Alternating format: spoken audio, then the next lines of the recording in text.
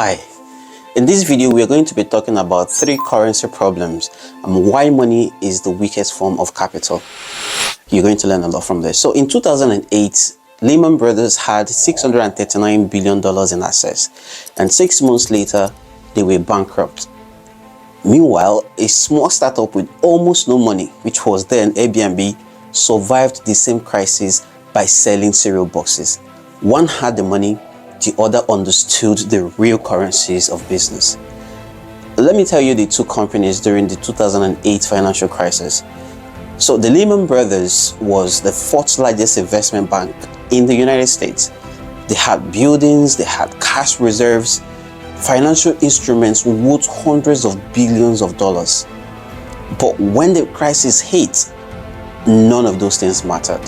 They collapsed in weeks because they had the financial capital but zero trust capital. Nobody would lend to them. Nobody would partner with them. They were rich, but they were powerless. Meanwhile, 3 guys in San Francisco were running Airbnb out of an apartment. They were so broke they couldn't even pay rent. But they had something Lehman Brothers didn't, and that was social capital and creative capital. They created Obama O's and Captain McCain's cereal boxes literally to fund their startup during the 2008 election. They sold them for $40 each. They made $30,000 and they stayed alive with that. And here is the key. They didn't just make money from cereal. They made connections. People who bought those cereals became investors, advisors, early users. And that social capital kept them alive when financial crisis hit. And today, we all know how much Airbnb is worth. Over $75 billion. And Lehman Brothers, they don't even exist anymore. Money isn't the most valuable currency. It is just most viable one. Another story. So in 1986, a French sociologist named Pierre Bourdieu published a paper that changed how we understand success. He proved that there are 3 forms of capital that determines who wins in business, in politics, in education, in everything. Let me break it down in 3 currency systems. And the currency 1, the first currency is the economic capital. And this is money, these are assets, these are financial resources. It's what everybody can see. It is what business schools teach everybody in business schools to accumulate. But there is a problem. Economic capital is the easiest to lose and the hardest to build from zero. I mean, you can ask Lehman Brothers if you want. The second currency is the social capital, and this is your network.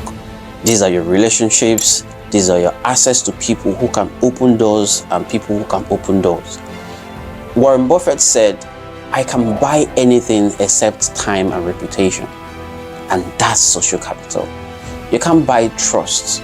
You can't buy access to the right rooms. You earn it, you build it.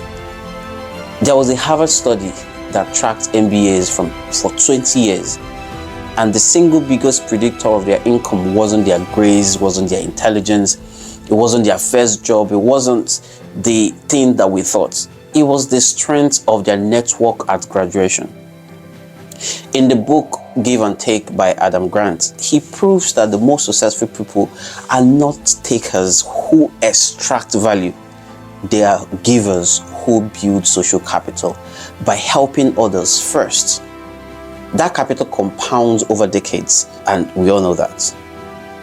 The third currency is the cultural capital, and these are the knowledge, these are the skills, these are the credentials, your ability to speak the language of the room you want to enter. When Oprah Winfrey started her career, she wasn't the richest person in media, but she had cultural capital. She understood storytelling, human emotion, and how to connect with the audience in a way that Harvard MBAs never could. Cultural capital is why someone with a high school education can compete someone with an MBA. They understand something the credentialed people doesn't. Here is the formula that changes everything. So we can take it that economic capital is equal to what you have today. Social capital is who will help you tomorrow. And cultural capital is what you know that others doesn't. Most people focus 100% on economic capital. They save money, they chase raises, They wait until they have enough to start. But every successful entrepreneur, politician, or movement leader understood this. You exchange abundant currency for scarce currency.